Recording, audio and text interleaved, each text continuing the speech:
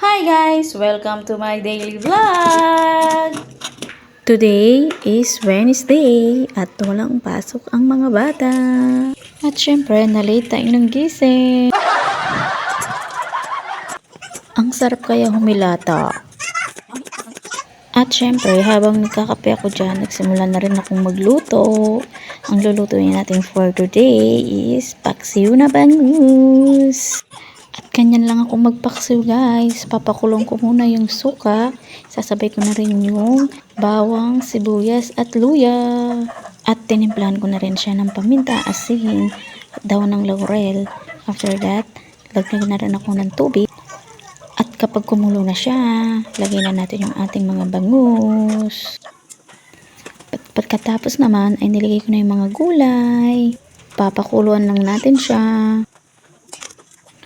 Kapag kumulo na siya, lagyan natin siya ng konting mantika at magic syrup para lalong sumarap. At after namin magluto, ayan, pumunta kami ng bayan. Nagpahatid kasi yung kapatid ko, kaya ayan, diretso na kami dito sa Big Save. Bibili lang kami ng mga konting baon ng mga bata. At bumili na rin ako ng mga kakailanganin ko sa Graham Bar. At sa mga suki ko po na bumili, maraming salamat po. Ayan, magbabayad na po kami. At sa mga nagre-react at nag-share po ng aking ina-upload, maraming salamat po. Alam nyo na kung sino kayo. Shoutout, shoutout. Uy, pa! Walo na. At nandito na nga po kami sa bahay. Ayan, kita nyo naman yung dalawang bulinggit. Kinakalkal na yung mga pinamili. Napipili na sila ng mga tinapay nila. At umiyak pa tong maliit na bata. Syempre, kakain muna kami ng aming tanghalian. Kain po tayo.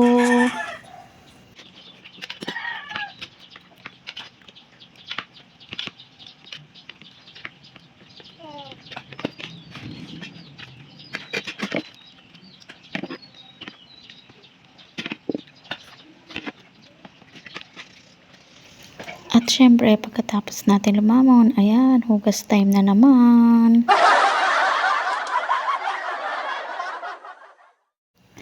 Nasa trono na naman po tayo.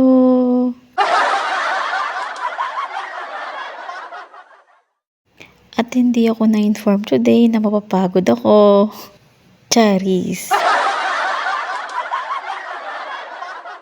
At kanina, bago kami umalis, may sinalang ako na damit sa aming washing machine. Kaya ayan, tapos na siya at isasampay ko na. O, diba? Ang laki ng tulong ng automatic na washing machine. Kahit na isa lang mo at iwan mo, matatapos siya mag-isa.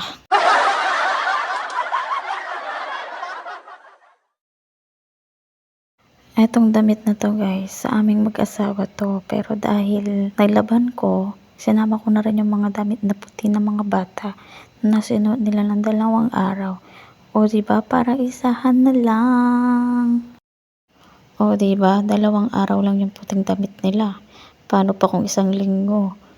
Diyos ko.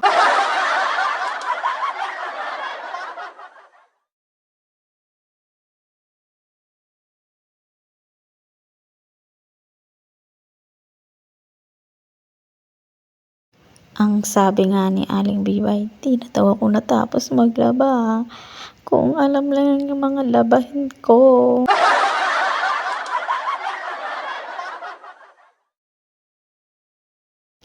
O siya, hanggang dito na lang muna. Tiyan, abangan niya yung part 2.